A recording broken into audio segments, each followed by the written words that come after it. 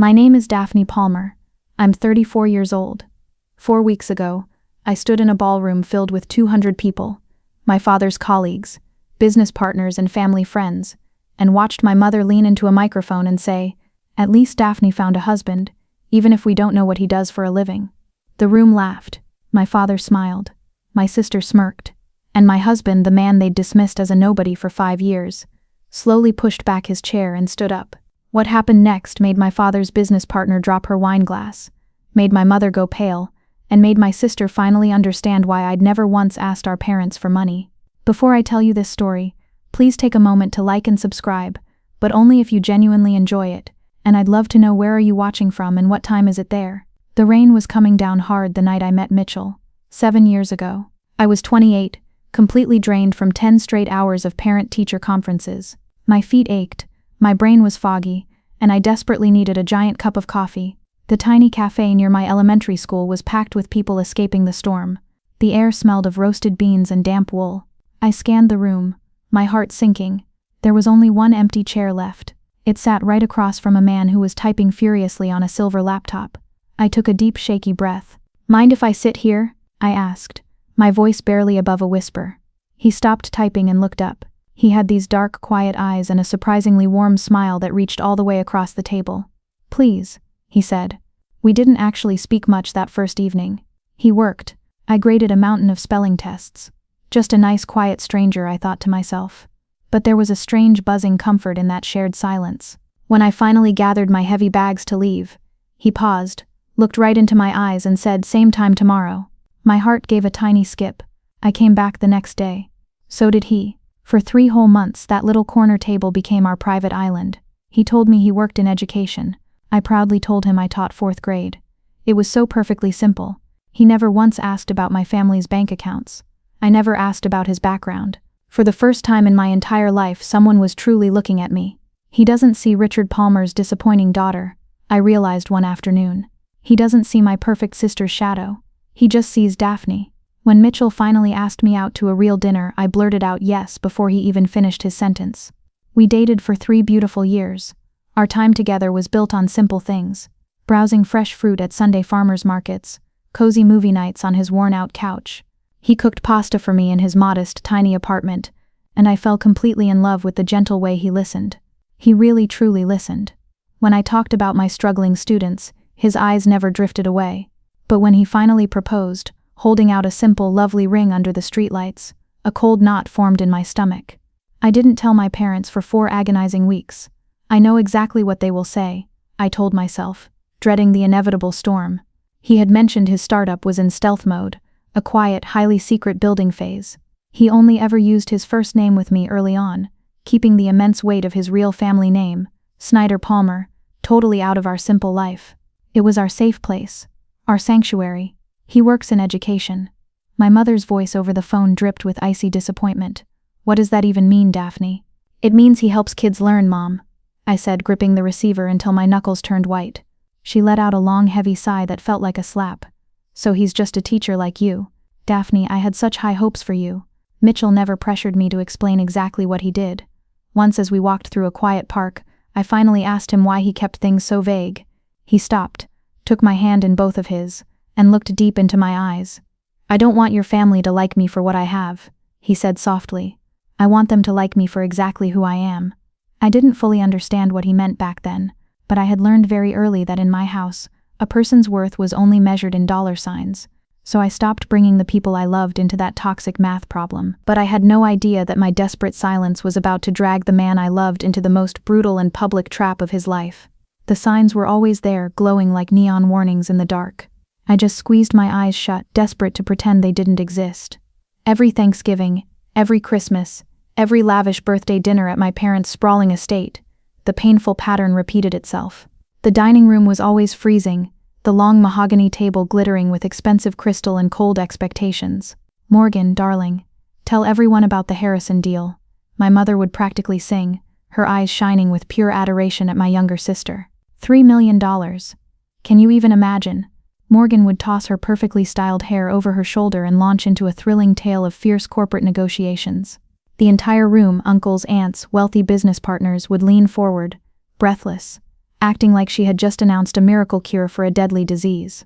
Then the spotlight would suddenly shift. My mother's smile would instantly cool as she turned toward my end of the table. "Here it comes." My brain would scream, my stomach twisted into tight, painful knots. I would grip my linen napkin so hard my fingers ached in my lap. "And Daphne, you're still teaching?" she would ask. She always pronounced the word teaching like it was a failure, or perhaps a synonym for being completely unemployed. "Fourth grade now," I would force myself to reply, trying to inject some pride into my shaky voice. "Actually, I have this amazing student, Ella. 8 months ago, she couldn't read a single word. But last week, she finally finished her very first chapter book." "Oh, that's nice, dear," my mother would interrupt smoothly, her eyes already glued to her glowing smartphone screen. Dismissed. Erased. That crushing dinner routine was sign number 1. Sign number 2 cut much deeper. Last spring, my beautiful, energetic 4th graders put on a play. They had poured their tiny hearts into it for months, memorizing difficult lines, painting colorful cardboard sets, gluing endless glitter onto cheap paper costumes. I swallowed my fear, walked into my father's glass-walled office and stood before his heavy oak desk to invite him. "Dad, the play is on the 18th, right at 4 o'clock. It would mean the absolute world to me if you could come." My father didn't even look up from his polished computer screen. He just tapped his expensive gold watch. "I have real meetings, Daphne," he grunted, swatting the air as if my invitation was a pesky fly. "Maybe next time." A hot tear burned the corner of my eye as I walked out. I knew the bitter truth. He had proudly visited Morgan's downtown corner office 15 times that single year. I had counted every single trip. The week before the kids' big performance, we were all trapped at Sunday brunch. Morgan leaned across the table, her breath smelling of expensive mimosas, and hissed a cruel whisper right into my ear. "You know Dad is completely disappointed in you, right? You had the exact same golden opportunities I did." "No, we didn't." I wanted to scream at the top of my lungs. "You wanted power and corner offices. I just wanted to make a difference." But the invisible chains of my childhood held me tight. I just plastered a fake frozen smile on my face and swallowed the huge lump in my throat. Mitchell was sitting right beside me. He heard every poisonous syllable. He felt the tension locking my jaw tight. He didn't offer me cheap pity or empty words. Instead, he simply slid his strong arm around my trembling shoulders, pulling me close, anchoring me to the earth when I felt like I was spinning away. Later that dark night, safely hidden in our quiet apartment, he held my face in his warm hands. "Your true worth isn't determined by them, Daphne," he whispered fiercely into the shadows. I desperately wanted to believe his beautiful words, but all those small daily humiliations were tearing my soul apart piece by piece. And the terrifying truth was, those painful family dinners were merely a gentle warm-up for the absolute nightmare my family was secretly preparing to unleash. 3 days before my father's grand retirement party, the ground completely fell out from under me. My school's already fragile funding was brutally slashed. We lost the entire reading program in a single afternoon. Desperate, I drove straight to Palmer Real Estate's towering glass headquarters. "I am not doing this for me," I told myself, staring up at the intimidating skyscraper in the gray drizzle. "I am doing this for the kids." I didn't ask for a massive handout. I went directly to Morgan's lavish corner office to beg for a mere $1,000 sponsorship. Just enough to buy basic books. The receptionist made me sit in a sterile, freezing lobby for 2 agonizing hours. When I was finally allowed inside, Morgan didn't even lift her chin from her glowing screen. "Daphne, I don't waste valuable capital on things with 0 ROI, she stated, her voice like cracking ice. "Tell your husband to pick up extra tutoring shifts if you want to play savior." My lungs tightened. I spun around and walked out, my vision instantly blurring with hot, stinging tears. Mitchell was waiting down below in our old dented car. He took one look at my shattered face. His eyes dropped to the brightly colored, freshly crushed fundraiser flyer trembling in my fist. He knows exactly what they did." His jaw locked tight. His knuckles turned a sharp bone white against the steering wheel. "They are absolutely done," he whispered. It wasn't a shout.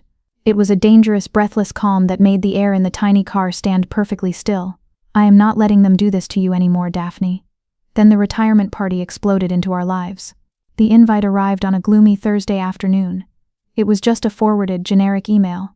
"You are cordially invited to celebrate Richard Palmer's 35 years of excellence." Meanwhile, Morgan received a stunning hand-calligraphed invitation delivered by a personal courier. I only knew that because she proudly flaunted a video of it on Instagram. My mother called that very evening, her tone clipped and hurried. "Daphne, I need to quickly discuss the seating arrangements." "Okay," You and Mitchell will be at table 18. I pulled up the venue's floor plan on my laptop. My heart sank like a stone. Mom, that is in the very back corner. It's practically touching the swinging kitchen doors. Well, we have highly important guests attending, she snapped defensively. The Wallaces are coming. The Harrisons, people your father actually does real business with. I swallowed a jagged lump in my throat. Fine. And Daphne, please wear something nice. There will be important people there. She paused, letting the silence turn heavy and cruel. Try not to talk too much about your little school. These guests have real careers. Click. She hung up before I could even draw a breath to respond. The final crushing blow came the morning of the event. I had driven to my father's downtown office to drop off his dry-cleaned tuxedo. His massive mahogany desk was cluttered with papers. Right on top sat a printed glossy seating chart. Next to table 18, written in my mother's sharp sloping red handwriting, were the words Daphne and husband. Keep away from investors, too embarrassing. It felt like a physical punch to my chest. All the air rushed out of my lungs. Silence isn't peace anymore, my mind screamed as I stared at the vicious ink. It is just permission for them to keep destroying us. That night I sat frozen on the very edge of our bed, staring blankly at the dark screen of my phone. Mitchell walked into the room, adjusting his simple tie, and instantly saw the hollow, haunted look on my face. They seated us by the kitchen, didn't they? He asked gently. I nodded, my hands shaking uncontrollably in my lap. He knelt down, meeting my eyes. Do you want me to come? I hesitated. A huge part of me wanted to protect this kind man from their venom, but another part, a tiny brave spark I had been silencing for decades, was utterly exhausted from facing their cruelty alone. Yes, I whispered, my voice breaking. Please. Mitchell sat beside me and took my trembling hand in his firm grip. I have been completely quiet for 5 years because you begged me to be, he said, his voice steady. But if they hurt you again tonight, I will not just sit there. There was something vibrating underneath his words. A hidden steel I had never heard before. Mitchell. I breathed, suddenly uncertain. What are you? He looked at me with a fierce, unwavering intensity. I think it is time. Time for what? I didn't dare ask aloud. Maybe I was too terrified of the answer. But as he secretly slipped a mysterious thick white envelope into his jacket pocket, a thrill shot down my spine, because the quiet man I loved was walking straight into the lion's den, and he was bringing his own teeth. The night before the grand gala, sleep completely abandoned me. I tossed and turned, staring up at the dark ceiling while my mind raced toward the future. I kept thinking about the children Mitchell and I dreamed of having one day. What exactly would I teach them? Would I teach my daughter to bite her tongue when someone humiliated her? Would I tell my son to just smile and nod while being dismissed like trash? To believe their true worth depended on a job title or a heavy bank account?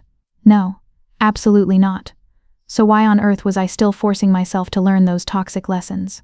I remembered our last painful family dinner with sickening clarity. Morgan had just announced her shiny new promotion, Executive Vice President of Marketing at Dad's company. The dining room erupted in loud applause. Expensive champagne flowed freely. Then Morgan leaned across the table. Her voice was just loud enough to cut through the celebration. Daphne really married down, she snickered to my aunt. At least I'm dating a man with actual ambition. Mitchell was sitting right there. He heard every single word. A muscle jumped in his tight jaw, but he swallowed his pride and said absolutely nothing, because I had begged him not to make waves. That night, after we finally escaped and drove home, I found him standing by our bedroom window, just staring out at the glowing city lights. I'm so sorry, I whispered, standing behind him. I should have. Do not apologize for them, he said, turning to face me. His dark eyes were filled with a fierce, protective sorrow. But Daphne, I need you to understand something. This isn't sustainable. He was absolutely right. And the massive retirement party tomorrow was going to be the breaking point, one way or another. The grand ballroom of the historic Harrington Hotel was exactly what my father worshipped. Excessive, intimidating, and perfectly designed to impress. Massive crystal chandeliers threw fractured light across the room. Crisp white tablecloths glowed. A 10-piece orchestra played smooth jazz in the corner. 200 elite guests milled about in tailored tuxedos and glittering designer gowns, all gathered to celebrate Richard Palmer's 35 years of excellence. Mitchell and I arrived precisely at 8. He wore his simple, clean navy suit. I wore a plain black dress I had bought on clearance 4 years ago. At the grand entrance, my mother stood greeting guests like a queen receiving her loyal subjects. She wore real heavy emeralds around her neck. Daphne. She air-kissed my cheek, her eyes instantly scanning the room over my shoulder. You actually came. Of course I came. It's Dad's retirement. Her gaze finally flicked down to Mitchell. "And you brought him? My husband?" "Yes." She forced a tight plastic smile. "Table 18. In the back." "We know." We navigated the crowded floor. I felt the sharp prickle of curious glances and hushed whispers. "There goes Palmer's older daughter. The elementary school teacher. Married to nobody special." Near the main stage, Morgan stood beside our father, wearing a striking red designer gown and dripping in diamonds. She looked like she was the guest of honor. She spotted me and gave a tiny wave that felt entirely condescending. "Table 18, Mitchell murmured, guiding me through the sea of wealth. "Convenient." It was somehow worse than I had pictured. We weren't just near the kitchen, we were practically inside it. Every time a waiter rushed past with a heavy tray, we had to quickly scoot our chairs forward just to avoid being hit. Just as we sat down, a shadow fell across our tiny table. Julian Vance, my father's biggest, most aggressive rival in the tech investment world. Julian wasn't looking at me. His sharp eyes were locked onto Mitchell. Julian swirled the amber whiskey in his crystal glass, a smirk spreading across his face. Well, well, well, Julian purred loudly. "Cess-pea in the flesh. Hiding in the back, are we?" Mitchell didn't blink. He just gave the billionaire a cold, silent nod. Julian chuckled darkly and strolled toward the front VIP tables. My breath hitched as I watched Julian tap my father on the shoulder. "Richard," Julian mocked, his voice booming loud enough for the entire front section to hear. "I hear the CEO of Edusphere is sitting right here in your family. Stop hoarding the connection, Richard, and fix me a deal." My father looked bewildered. He laughed it off awkwardly, clearly thinking Julian was just drunk. "Edu what?" "Julian, you've had way too much to drink." The invisible ticking clock started right in that second. I could suddenly feel electricity crackling in the air around us. At the next table, a woman suddenly whipped around. She wore an immaculate power suit and had razor-sharp eyes. I instantly recognized her. Jessica Wallace, one of my father's most crucial business partners. She stared hard at Mitchell, her brow furrowing in concentration. She tilted her head. "Have we met?" she asked him, her voice tight with curiosity. Mitchell smiled politely. "I don't think so." Jessica didn't look away. Instead, she quickly yanked her sleek phone from her purse and started scrolling frantically. A wave of shock suddenly washed over her face. Pure recognition. But before she could utter another word, the ballroom lights dimmed. My father strode confidently onto the stage. Before he could even speak, Morgan suddenly appeared at our table. She gripped her champagne flute like a glittering weapon. "Daphne. Wow, you actually came. Why wouldn't I? Just surprise, that's all. These high-end events aren't really your scene." Her cold eyes slid over to Mitchell, looking him up and down. "Nice suit. Outlet Mall?" "No," Mitchell replied, his voice terrifyingly calm. "Just simple. Simple. Right." She flashed a venomous smile. "Mitchell, remind me again. What exactly do you do?" "I work in education." "Education," she repeated, letting the word hang in the air like a bad smell. "So like, tutoring? ACT prep? Something cute like that. So you're just like Daphne then." "Birds of a feather." Morgan threw her head back and laughed. "Well, at least you have each other." Under the table, my fingernails dug so deeply into my palms that they threatened to draw blood. My entire body was trembling. "Morgan," I said quietly, "don't you have somewhere else to be?" "Relax, sis. I'm just making conversation." She took a long sip of her champagne. "Dad is about to speak. Try not to look too bored back here. We have professional photographers roaming around." She sauntered away, clearly thrilled with her little attack. Under the tablecloth, Mitchell reached over and enveloped my icy, shaking hands in his steady grip. "Are you okay?" he asked softly. "No. Do you want to leave right now?" I looked up at my father glowing in the stage lights, at my mother beaming proudly from the front row, at Morgan already posing for the cameras. "Not yet," I whispered, finding a strange new strength. "I need to see this through." Mitchell nodded slowly, a dangerous fire lighting up in his dark eyes. "She doesn't know what she's mocking, Daphne. That is the saddest part." I didn't fully grasp what he meant. Not yet. But as the room went dead silent for my father's speech, a ticking time bomb was sitting right beside me, and the countdown had officially reached 0. The sweet notes of the jazz orchestra finally faded into a heavy, expectant hush. The clinking of crystal glasses came to a halt. Up on the brilliantly lit stage, my father confidently stepped forward and tapped the microphone. A sharp thump-thump echoed through the silent space. "Welcome, everyone," his deep, commanding voice boomed. "Thank you all for being here tonight." 200 perfectly groomed faces turned eagerly toward the glowing stage, and there I sat, hidden in the dim shadows near the swinging kitchen doors. I squeezed my husband's hand. Please, I prayed silently. Just once. Let him be proud of me. It wasn't different. It was catastrophically worse. My father had always possessed a gift for public speaking. He was magnetic, wielding the kind of powerful tone that forced an entire room to lean forward. 35 years, he began, his chest puffed out with undeniable pride. 35 long years of building a massive empire from scratch.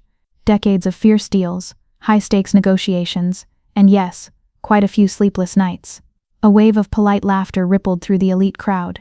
But I certainly did not build this mountain alone, he continued, gesturing warmly toward the front VIP section. To my beautiful wife, Harriet. My rock, my fierce partner in everything. Right on cue, my mother pressed a manicured hand to her emerald necklace. Her eyes instantly glistened with practiced tears. And of course, my youngest daughter, Morgan. His voice swelled with overwhelming adoration. My ultimate legacy at Palmer Real Estate, executive vice president at barely 30 years old. The brilliant future of this entire company. Morgan rose gracefully from her velvet chair, bathing in the thunderous applause as if she had just won an Academy Award. Camera flashes exploded around her like lightning. Morgan has shattered every single expectation, my father declared proudly. She possesses my relentless drive, my business instincts, and frankly my ruthlessness. More laughter, louder applause. I sat frozen in the back, holding my breath, waiting. What about me? Don't I matter too? Then my father gripped the edges of the podium. Of course, a true family is about far more than just profitable business, he stated smoothly. I am blessed with 2 daughters. My fragile heart leaped painfully. He remembered me. Across the vast ballroom, his sharp gaze finally landed right on my face. He smiled, but the expression never reached his cold eyes. It was the same calculated smirk he reserved for difficult clients. And Daphne, my eldest. A pause. A horrible, suffocating silence. She is still trying to figure out exactly what to do with her life. Scattered, awkward chuckles broke out. People shifted uncomfortably in their expensive seats. But hey, we love her anyway, he shouted cheerfully. He delivered my entire existence like a cheap, embarrassing punchline. I felt the blood drain from my cheeks. The room spun. 200 pairs of wealthy, judging eyes were suddenly searching the back tables, looking directly at me. Some faces held thick pity. Others looked openly amused. Beside me, Mitchell's hand clamped down like a steel trap. He became a living lifeline. When I forced my blurry eyes to look at him, his face had turned to stone. A silent fury rolled off his shoulders in invisible waves. Up on stage, my father had already casually moved on. Now let me tell you all about our exciting new plans for the charitable foundation. But as I sat there shivering in the dark, the sickening knot in my stomach tightened, because the cruelest part of the nightmare had not even started yet. While my father droned on about tax-deductible charitable contributions, a different storm was brewing right next to me. Jessica Wallace was staring hard at my husband. It wasn't a casual glance. Her intense, hawkish eyes were locked onto Mitchell like she was desperately trying to solve a $1,000,000 puzzle. She kept glancing down at her glowing phone screen, then snapping her gaze back to his face, scrolling, zooming in, comparing. What does she see? My mind raced in a panic. Finally, unable to contain herself, she leaned across the gap between our tables. Excuse me, she whispered, her voice tight with urgency. I am so sorry, but I absolutely have to ask. Have we really never met? Mitchell slowly shook his head, his expression perfectly unreadable. I don't believe so. You just look so incredibly familiar. She held up her sleek phone, turning the bright screen toward him. Is this Jessica? My father's voice cut through the air, amplified by the heavy speakers. Care to share with the rest of the class? She jumped, startled, and slapped her phone face down against the tablecloth. Just checking urgent emails, Richard. Please continue. My father chuckled smoothly. Always working. That is exactly why I love you, Jess. The tense moment passed. Jessica reluctantly turned back to face the stage, but I caught her glancing over her shoulder at Mitchell 2 more times. Her mouth parted slightly, then pressed into a firm line. She knew something. Mitchell, I whispered, my heart fluttering. What on earth was she looking at? Nothing important, he replied softly. She just recognized me. He gently squeezed my fingers. Let it go for now. For now. The cryptic words echoed in my head. Up on the stage, my father was finally wrapping up his lengthy speech. But enough about the corporate world. Let's talk about what truly matters. Family. He extended an open hand toward the front row.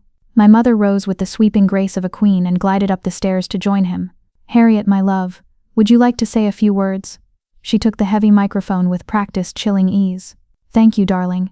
She scanned the crowd. Her piercing gaze swept over the VIPs, and then, inevitably, her icy eyes locked dead onto me in the shadowy back corner. I knew that predatory look. Suddenly my memory flashed back to 4 hours earlier in our quiet bedroom. As we were getting dressed, Mitchell had reached into his briefcase and pulled out a plain, thick white envelope. It looked heavy. Official. Without a word, he slid it deep into the inside breast pocket of his navy suit jacket. "What is that?" I had asked. "Insurance," he replied simply. "Insurance for what?" He looked at me then, really looked at me, his eyes brimming with fierce protective sorrow. "For you, just in case they go too far." I hadn't dared to ask what was hidden inside the crisp paper. I had foolishly hoped we wouldn't need it, but sitting here now, watching my mother take the microphone with that sickeningly sweet smile, my mind raced back to that hidden envelope. What kind of insurance did he bring? "I want to say something beautiful about family," my mother announced, her voice echoing off the chandeliers. "About the special people who make everything worthwhile." Her gaze drifted over the room, landing warmly on Morgan, then shifting to various wealthy guests. Finally it settled entirely on me. Her expression twisted into something close to pure disgust. "Richard and I have been so incredibly blessed," she continued, her tone dripping with fake sweetness. "Truly blessed. Our youngest Morgan has made us burst with pride, follow in her father's footsteps, helping build this empire." Morgan proudly raised her glass. The cameras flashed like a lightning storm, and then, "There is Daphne." My stomach clenched. "Please stop," I begged silently. "Just let me be invisible. Our eldest has taken a very different path." My mother's smile was sharp as a surgeon's scalpel. "She teaches elementary school. 4th grade, I think. Or is it 3rd now?" "4th," I whispered to myself, though no one could hear me from table 18. "But you know what?"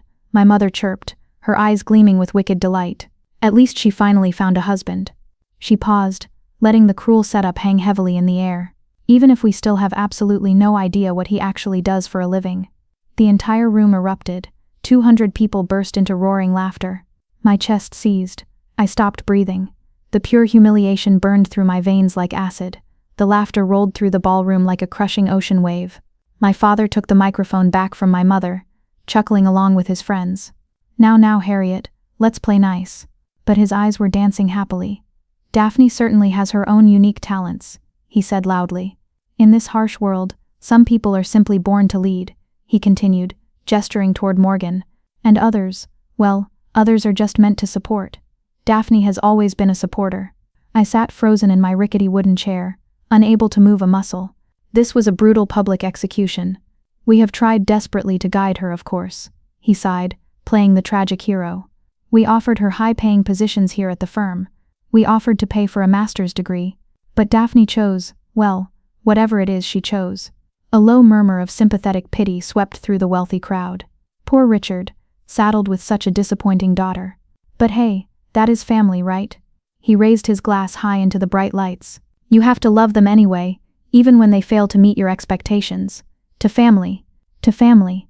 200 voices roared back in unison. And there I sat, trapped in the dark corner by the clattering kitchen doors, silently crying, while every person I knew toasted to my absolute failure. Beside me the air suddenly grew terrifyingly still. The warmth of Mitchell's hand left mine. I turned my head, my tear-filled eyes widening in shock as I realized his chair was empty, and Mitchell was already marching directly toward the brightly lit stage like a man going to war. My husband was standing. "Mitchell," I whispered frantically, my trembling fingers clutching empty air. "What are you doing?" He didn't even turn his head. He just started walking. His steps were impossibly calm and terrifyingly deliberate as he marched straight toward the stage. Heads began to turn. A wave of sharp whispers rippled through the guests. Up on the grand podium, my father finally noticed the approaching figure. His practiced smile faltered.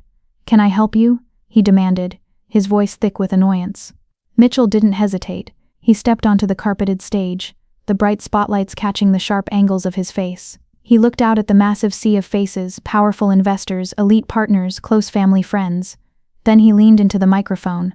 "May I have a moment?" The ballroom went absolutely, suffocatingly silent. My father's confusion hardened into anger. "I'm sorry. Exactly who are you?" "I am Mitchell," he stated, his voice level and echoing off the chandeliers. "Daphne's husband. The one you claim to know absolutely nothing about." A few nervous, uncomfortable laughs broke out from the front tables. My mother quickly stepped forward, her emeralds flashing. This really isn't the appropriate time for whatever this is. I think it is exactly the time. Mitchell's voice remained quiet, but it carried a terrifying weight. My father forced a wide fake smile for his audience. Mitchell, is it? Look, why don't we step down and discuss this little grievance later in private? No, that single word landed on the silent room like a heavy stone dropping into a frozen lake. For 5 long years, Mitchell continued, his dark eyes sweeping the crowd, I have sat quietly at the very back of your holiday dinners. I have patiently listened to your wife openly mock my chosen career. I have watched you continuously dismiss your own daughter like she is somehow less than human, and I have stayed quiet only because Daphne begged me to. He slowly turned his head and looked directly at me.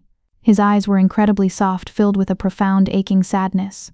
But I will not stay quiet anymore. My mother let out a brittle, uncomfortable laugh. This is absolutely ridiculous. Richard, please get security. There is no need for security. Mitchell calmly held up a hand. I am not here to make a scene or throw a tantrum. I am simply here to introduce myself properly, since your family never gave me the basic respect of a chance. Suddenly Morgan pushed her way through the crowded tables, her champagne sloshing onto the carpet. This is insane, she shrieked, her face flushed with anger. Who does this arrogant guy think he is? An excellent question, Mitchell replied, turning his gaze on her. Thank you so much for asking. He slowly reached into the inside pocket of his jacket. My heart stopped beating. The envelope. But he didn't pull out the mysterious white paper. Not yet. Instead, he simply straightened his tie, squared his shoulders, and faced the silent audience head-on. My full name, he announced, his voice dropping an octave and slicing through the thick tension, is Mitchell Snyder Palmer. At table 19, Jessica Wallace made a sharp, strange sound, a loud gasp. Her hand flew to cover her open mouth. And I believe, Mitchell continued with chilling calm, some of you powerful people in this room may have actually heard of my company. The entire room seemed to suck in a massive breath and hold it. Even my father suddenly looked small and uncertain. What company? He stammered. Mitchell just smiled. A slow, knowing, devastating smile. Before Mitchell could deliver the killing blow, Morgan suddenly vaulted up the side stairs and grabbed the microphone stand. Okay, enough of this pathetic show. She physically positioned her glittering red gown between Mitchell and the bewildered audience. Daphne, come get your embarrassing husband right now. He's making a total fool of himself. I am not finished, Mitchell stated, his voice turning into cold iron. Yes, you absolutely are. Morgan's tone dripped with venomous condescension. Look, buddy. I get it. You feel defensive because we simply pointed out the obvious truth. But let's be real here for a second. She spun around, playing to the wealthy crowd now. Daphne married a guy who probably makes significantly less than my personal assistant. And hey, that's totally fine. Not everyone in this world can aim high. Someone actually laughed. A loud, braying, cruel laugh from the very back of the room. Maybe he's a tiny little tutor, Morgan mocked. Maybe he sits at home and grades spelling papers all night. Whatever working in education really means. She made massive, sarcastic air quotes. The point is, tonight is Dad's night, not your sad little pity party. So please do us all a massive favor. Sit down, go back to your dark corner by the kitchen, and let the real adults finish celebrating. She forcefully thrust the heavy microphone right at Mitchell's chest, fully expecting him to take it and slink away into the shadows. He didn't move an inch. Instead, he calmly took the silver microphone from her shaking hand. You are entirely right, Mitchell said quietly. This isn't my night. But it instantly became my night the second your family decided to publicly humiliate my beautiful wife in front of 200 people. Morgan rolled her eyes. Oh my God, you are so dramatic. I do work in education, Mitchell continued, ignoring her. You are totally right about that fact, but I do not grade spelling papers. I do not tutor. He paused, letting the suffocating silence build until it felt like the walls were closing in on the stage. I build massive educational platforms. I design the technology that currently helps over 10 million children learn every single day. In the front row, Jessica Wallace was nodding now, her face pale. I knew it, she whispered to the man beside her. I knew I recognized him from the cover. Morgan's smirk finally began to flicker and die. What are you talking about? My company, Mitchell announced, his voice booming with undeniable authority, is called Edusphere. Someone in the crowd literally gasped out loud. A glass shattered on the floor. And in that exact freezing second, the entire balance of power in the room flipped completely upside down. The name Edusphere moved through the crowded ballroom like electricity. I saw the massive shift happen in real time. First came utter confusion, then a sharp wave of recognition. And finally, total, absolute shock. A wealthy man at table 5 frantically yanked his phone from his tuxedo pocket. He shoved it toward his stunned wife. Her jaw literally dropped open. Jessica Wallace was already on her feet, practically vibrating with disbelief. Jessica shouted, her voice cutting through the murmurs. "Do you have any actual idea who this man is standing on your stage?" My father looked lost. "Adu what? Adu Sphere," Jessica repeated sharply, gesturing toward Mitchell. "The Revolutionary Educational Technology Company. They were just officially valued at $250 million. He was literally on the cover of Fortune magazine 4 months ago. They've been operating in total stealth mode for 4 straight years." Julian Vance suddenly yelled from his VIP table, a cruel, delighted grin spreading across his face. "He just aggressively took his entire company public, Richard. You really are completely blind, aren't you?" The murmurs instantly intensified into a roar. 250 million. Fortune cover story. The CEO. Morgan's face had shifted from smug arrogance to utter horror. The glass in her hand began to shake. That's just not possible." "I assure you," Mitchell said, his voice terrifyingly calm amidst the chaos. "It is very possible." My mother frantically clutched my father's stiff arm. "Richard, did you secretly know about this? Did you?" "Of course I didn't know." His composure was cracking open for the entire business world to see. "Daphne never told us a single word. You never ever asked." Mitchell's deep voice instantly cut through my parents' panicked excuses. "In 5 long years, not once did you ever ask me a single real genuine question about my work, about my actual life, about absolutely anything."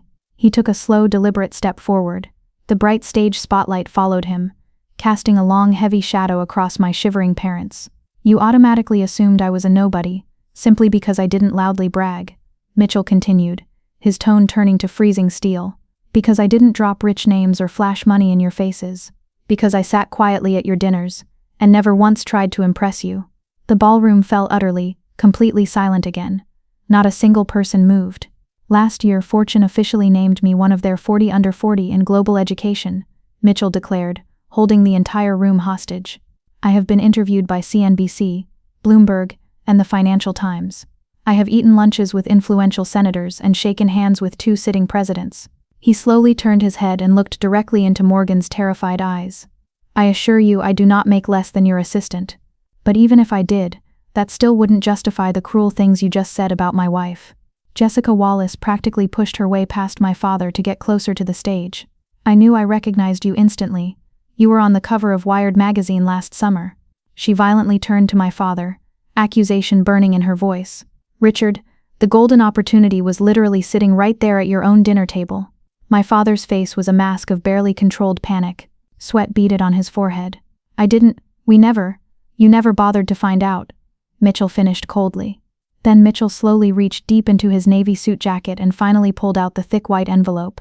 He carefully opened it and removed a heavy official-looking document. "But that is absolutely not why I am standing up here tonight," Mitchell announced softly. He held up the crisp paper for the silent crowd to see. "This is a legally binding contract," he said. "A massive $6 million philanthropic grant to fully fund advanced STEM programs in the most underprivileged public schools across the entire state of Michigan. 6 million. The staggering number rippled through the elite crowd like a physical shockwave. "The very first recipient," Mitchell said, his dark eyes instantly finding me in the shadowy corner. "Lexington Elementary, Daphne's school.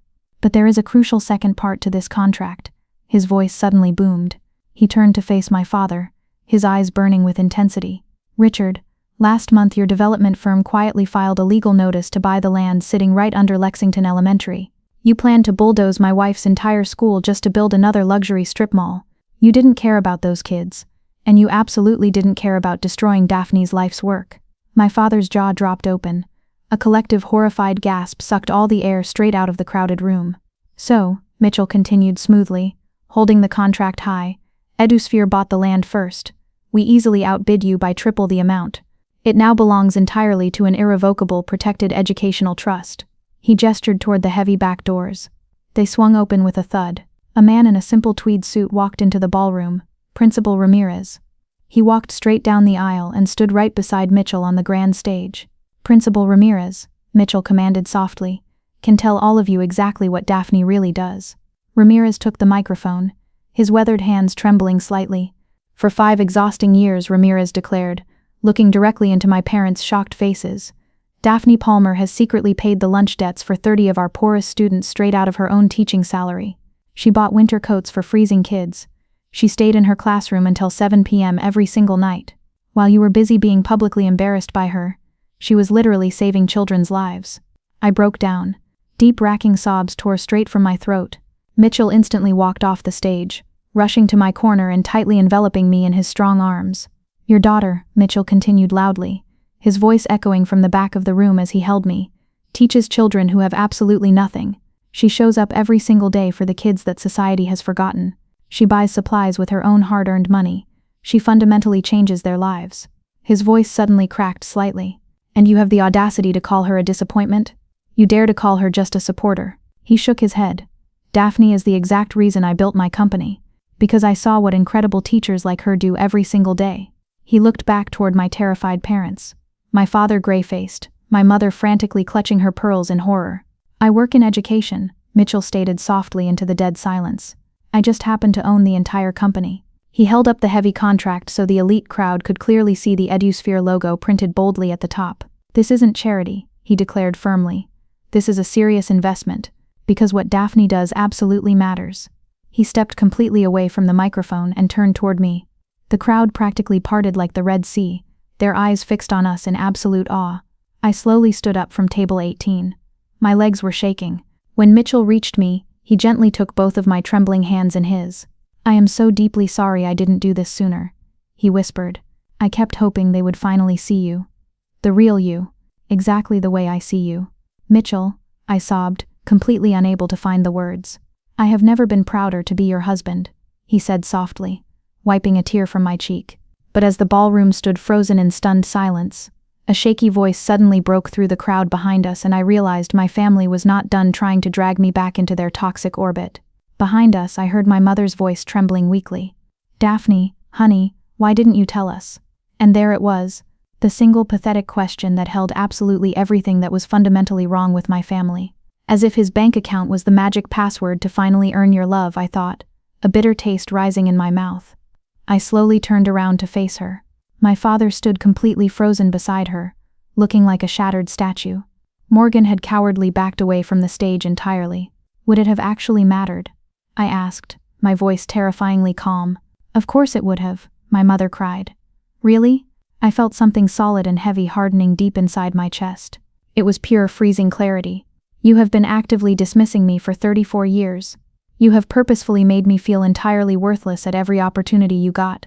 You just publicly called my husband a nobody in front of everyone you know. I gestured widely at the room. If Mitchell were actually broke right now, would that magically make your behavior tonight okay? My mother opened her mouth to argue, then sharply closed it. That is exactly what I thought, I whispered. Mitchell gently squeezed my hand, offering support, but he stepped back slightly, choosing not to speak for me. This is my battle now. I finally found my voice. Suddenly my father stepped forward. His business instincts were overriding his shock. Mitchell, he began, smoothing his tie. I had absolutely no idea. We should really sit down and talk. Perhaps we could form a massive partnership. No. The word hung in the air. Simple. Devastatingly final. But this is exactly the kind of golden opportunity. The real opportunity was 5 long years ago. Mitchell's voice was calm but immovable. When you could have simply treated your own daughter with basic human respect. When you could have asked me a single real genuine question instead of assuming I was entirely beneath you. My father sputtered. We didn't assume anything. You literally sat us by the kitchen, Mitchell fired back instantly. That was just a seating arrangement issue. You forwarded an email directly telling Morgan to keep us away from your important guests, Mitchell stated coldly. My mother went ghost pale. She had completely forgotten about that message. How did you? She started to stammer. Daphne showed me the one you accidentally sent to her phone. I watched my panicked parents exchange a terrified look. They had no clever spin, no slick excuse. We can start over, my mother pleaded desperately. Daphne, please. Family is family. Is it? I took a bold step forward. Because you have spent my entire existence making me feel like I am not really a part of this family. You treated me like an embarrassing stain. Daphne, that's not true. You stood on this stage and said you didn't know what my husband does for a living. I interrupted, my voice ringing out clearly. But the truth is you never once asked. Not about him. Not about my students. Not about the beautiful life we are building together. Morgan tried to interject from the crowd. This is so incredibly unfair. How are we supposed to know he was a billionaire? You weren't supposed to know his net worth, Mitchell said, not even turning his head to look at her. You were just supposed to be decent human beings. That shouldn't require a Fortune magazine article. The crowd remained motionless. 200 powerful people were witnessing the collapse of the Palmer family myth. Perhaps, my father said tightly, his jaw locked in panic, we should continue this conversation privately. No, I declared, my spine straightening. I am completely done doing things privately. I turned my back on him and walked directly toward the microphone stand. Mitchell walked right beside me. When I reached the center of the stage, I grabbed the mic and looked out at the massive sea of faces. All these rich people I had been taught to impress, to blindly perform for. And in that brilliant glowing moment, I realized I was finally done performing. I am Daphne Palmer, I announced to the hushed room, the disappointing daughter. A nervous ripple of silence washed over the tables. For 34 painful years I have desperately tried to earn my parents' elusive approval, I continued, my voice growing remarkably steady. I proudly chose a teaching career that I love, and they called it a waste. I married a kind man I love, and they called him a nobody. I loyally showed up to every corporate event, and they hid me by the kitchen doors. I paused, letting my words sink into the heavy air. Tonight you all suddenly found out my husband is successful by your narrow definition of success. He is wealthy, famous, and influential. I slowly turned my head and looked directly into my parents' horrified eyes. But here is the truth. That shouldn't change a single thing. The cruel way you treated me was wrong long before you ever knew about Mitchell's company. And the fact that you are only interested in us now that there is money and powerful connections involved, proves exactly what I always suspected. My mother had thick tears streaming down her pale cheeks. Daphne, please stop, she begged weakly. I am not finished. She instantly fell silent. I have a vital job that matters deeply, I declared proudly. I have a husband who loves me unconditionally. I have a beautiful life that I built entirely without your approval. I took a deep cleansing breath. And from this exact moment on, basic human respect is the absolute minimum requirement to be in my life. It is not optional. It is not conditional on exactly who my husband is. Just basic, common respect. I looked at trembling Morgan, at my weeping mother, at my utterly defeated father. If you can ever genuinely give me that, maybe we can try again someday. But if you can't, I reached out and took Mitchell's hand tightly in mine. Then this is our final goodbye. We turned our backs to the brightly lit stage, and we walked out. We walked right down the center aisle. The absolute silence behind us was deafening. There was no music, no whispers, just the steady sound of our footsteps hitting the carpet as we left the Palmer Empire behind. We didn't speak a single word until we were safely locked inside the dark sanctuary of our car. Mitchell drove us away from the towering luxury hotel. I sank into the passenger seat, watching the city lights blur through my falling tears. Are you okay? He finally asked, his voice a gentle rumble. I don't honestly know, I whispered, wiping my wet face. I feel incredibly empty, like I have been carrying something impossibly heavy for decades, and I finally just put it down. That's not empty, Daphne, he said softly, smiling at the road ahead. That is light. I let out a breathless, watery laugh, a broken sound of pure relief. Suddenly the dark car was filled with a frantic buzzing. My phone had not stopped vibrating in my purse. 27 missed calls, 16 from my mother, 8 from my father, 3 from a furious Morgan. The voicemails were piling up by the second. I hit speakerphone and played my mother's first message. Honey, please come back to the hotel. This was all just a terrible misunderstanding. A misunderstanding, I thought bitterly. Like she had just accidentally mispronounced my name, instead of trying to destroy my soul. My father's urgent voicemail was significantly shorter. Mitchell seems like a really great guy, Daphne. Let's grab an exclusive dinner this week. I actually have some brilliant ideas about. I hit delete before he could even finish pitching his pathetic business deal. But Morgan's frantic text message was the most revealing piece of all. I read the glowing words out loud to Mitchell. I literally cannot believe you selfishly hid this massive secret from us, Daphne. That is so incredibly toxic and selfish of you. Mitchell slowly shook his head, a dry, humorless chuckle escaping his lips. She still miraculously thinks she is the innocent victim here. Of course she does. I sighed, feeling the last remaining invisible chain snap and fall away. I firmly powered off my phone, plunging the car into a deep, peaceful silence. I let that profound quiet settle around us, blocking out the chaos we had just left behind, unaware of the devastation the morning sun was about to bring to the Palmer Empire. Do you regret it? Mitchell asked softly, his eyes fixed on the dark road. Staying totally quiet for so long? Sometimes, I admitted. He reached across the center console, gently taking my hand. But I didn't do it for them. I did it for you. Because you asked me to. I know. I leaned my heavy head against the cool window.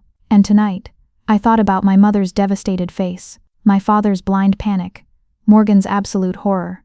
Are you glad it happened? I watched the road ahead. It was dark and uncertain, but for the first time in my life, it finally belonged to me. Not yet, I whispered truthfully, but I think I will be. The corporate fallout was incredibly swift and brutal. Jessica Wallace called Mitchell directly at 9 o'clock the next morning. I stood silently in our sunlit kitchen, gripping my warm coffee mug, listening to her frantic voice. I want to sincerely apologize for last night, Jessica said, sounding genuinely horrified. I had absolutely no idea Richard's family would. Well, that entire spectacle was completely appalling. It wasn't your fault, Jessica, Mitchell replied evenly. Still, she continued, the ultimate connection was sitting right at his own daughter's neglected table. She let out a dry, sharp laugh. Anyway, I would love to deeply discuss partnership opportunities whenever you are ready. After she hung up the phone, Mitchell looked up at me. Jessica was my father's most critical potential investor. Within an hour, she officially called his downtown office and permanently withdrew her financial interest in his upcoming development project. I should feel satisfied, my mind whispered. Strangely, I didn't. But I didn't feel a single ounce of guilt either. Over the next week, the shocking story spread through Chicago's elite business community like wildfire. Richard Palmer's prominent family had publicly humiliated a $250 million CEO at his own retirement gala. The optics were devastating. 2 massive corporate deals my father had been cultivating for months suddenly fell through. The wealthy partners cited concerns about his judgment and reputational alignment. Julian Vance went a step further, publicly pulling out of a lucrative joint venture, citing my father's astounding lack of vision and basic human decency. In the ruthless world of high-stakes business, reputation is currency. And that night my father's account was completely overdrawn. Morgan wasn't spared either. She was swiftly removed from the critical Harrison project. She immediately blamed me, of course. She texted me a massive venomous rant about how I had selfishly destroyed everything she worked for. I didn't even bother to respond. I just hit delete. The most sickening call came from my father's corporate PR team. A smooth-talking agent actually wanted to know if Mitchell would consider issuing a fake joint press statement, something cheesy about healing family rifts and moving forward together. Mitchell immediately declined. There is absolutely nothing to spin here, he told the agent. The raw truth is the truth. But the most shocking phone call of all didn't come from an angry investor. It came from the one person I thought had forgotten me completely. 2 weeks after the party, Uncle Gordon called my number. Gordon was my father's older brother. He was the one who had left Palmer Real Estate 25 years ago to become a dedicated high school principal. He was the one my arrogant father always called the family disappointment, long before I inherited that painful title. Daphne, his deep voice was warm and familiar. I heard all about the retirement party. I'm sure you did. I have been telling Richard for years that he was completely wrong about you, Gordon said softly. I felt a tight knot suddenly loosen in the very center of my chest. You have, every single Christmas, every Thanksgiving, every time he made some passive-aggressive comment about your little teaching job. Uncle Gordon let out a heavy sigh. He never listened. Your father only ever hears exactly what he wants to hear. I thought back to all those suffocating family dinners. Why didn't you ever say anything directly to me? I asked, my voice cracking. Because I didn't want to interfere. And honestly, kid, I wasn't entirely sure if you would even believe me. He paused, emotion choking his words. But what Mitchell did, fiercely standing up for you like that, it took massive guts. It did. And what you did, Daphne, standing up for your own soul at the very end, that took even more. I started crying right then. But they weren't sad, heavy tears. It was something entirely else. Pure, beautiful release. I am so incredibly proud of you, kid, Uncle Gordon whispered fiercely. I always have been. I just really wish I had said it more. Thank you, I managed to choke out. Listen to me, Daphne. Family isn't just about shared blood. It is about exactly who bravely shows up for you in the dark. Mitchell proudly showed up. And so did you. For yourself. After we hung up, Mitchell found me curled up on our faded couch, still crying quietly. Good tears? He asked, kneeling beside me. The absolute best tears. He sat beside me, wrapping his strong arm around my shoulders. Not every person in your family gave up on you, he reminded me softly. I know, I breathed, leaning into his solid warmth. I am finally starting to clearly see that. 4 weeks later, I finally agreed to see my parents again. I deliberately chose a tiny, busy coffee shop. It was neutral, public ground, public enough that they would be strictly forced to behave themselves. My parents were already sitting there when I pushed through the glass door. They looked different, older somehow, much smaller. The giants of my childhood had suddenly shrunk. My father was wearing a simple wrinkled polo shirt instead of his sharp power suit. My mother's flashy jewelry was conspicuously absent.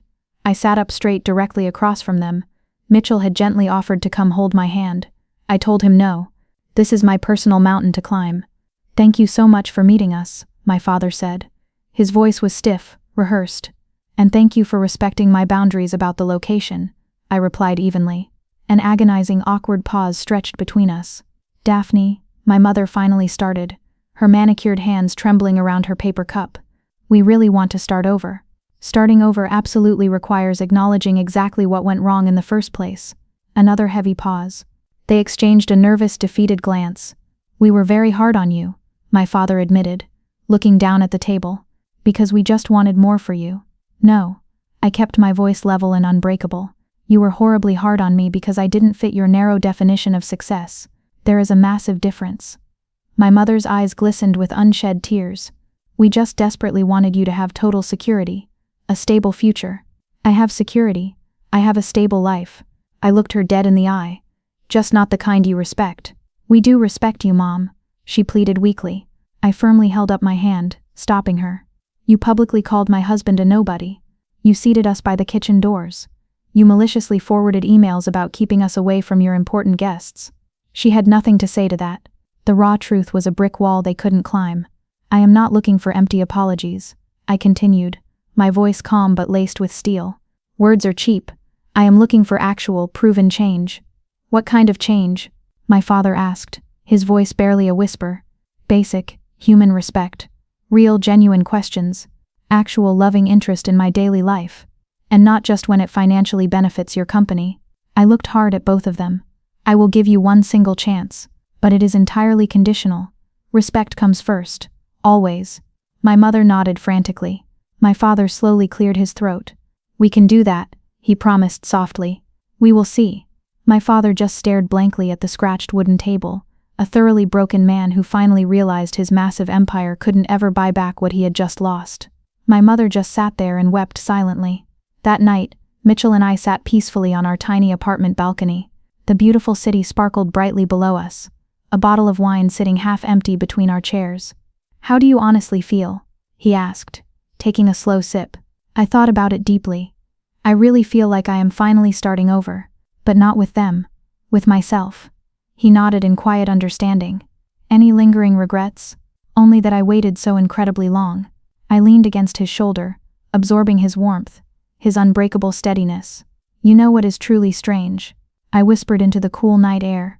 All those painful years, I fully thought I desperately needed their ultimate approval to be happy, to feel like I actually mattered in this vast world. I looked up at the glowing stars, and now I realize I always mattered. I just desperately needed to believe it myself. Mitchell gently kissed the top of my head. You have beautifully changed thousands of children's lives. You fiercely showed up every single day for the kids nobody else cared about. That matters more than anything. I know, and for the first time in my life I actually believed my own words. We sat in comfortable, healing silence for a long while. The sounds of the city drifted up to us. Distant traffic, someone laughing loudly, a happy dog barking in the distance. So what happens next? Mitchell asked, smiling. I smiled back. We just keep building. The school program. Our beautiful life. Whatever comes together. Always together. We officially break ground on the new STEM Academy next month. Mitchell said softly, his dark eyes glowing. Principal Ramirez really wants you to lay the very first brick. My heart swelled until I thought it might burst. I thought about my wonderful students. About little Ella, who could finally read a whole chapter book by herself. About the incredible STEM program that would fundamentally change everything for our neglected neighborhood. About the quiet, beautiful life I had built with my own 2 hands and my own beating heart. I thought briefly about my parents. Maybe they would eventually change. Maybe they wouldn't. But either way, I was done waiting for their fragile validation. The amazing people who truly love you never make you desperately prove your own worth. They joyfully celebrate it. Mitchell had patiently taught me that beautiful lesson, and now I was finally teaching it to myself. You know what? I said quietly. What? He smiled at me, really truly smiled. I think I am going to be completely okay. And for the first time in 34 years, I meant it with my entire soul. And that is where my story finds its peace. Thank you for walking this intensely, deeply personal path with me, right to the very end. If you felt the raw, breathless, emotional drive of this journey, if you've ever had to fiercely reclaim your own worth from those who tried to diminish it, I hope you found a piece of your own truth in these words. This kind of breathtaking depth and unapologetic honesty is what we share here. If this story struck a chord deep within your soul, I invite you to like and subscribe so we can stay connected for more stories that beat with this same relentless, heart-pounding intensity. I would love to know what would you have bravely done in my place. Leave a comment below, and I'll see you in the next chapter.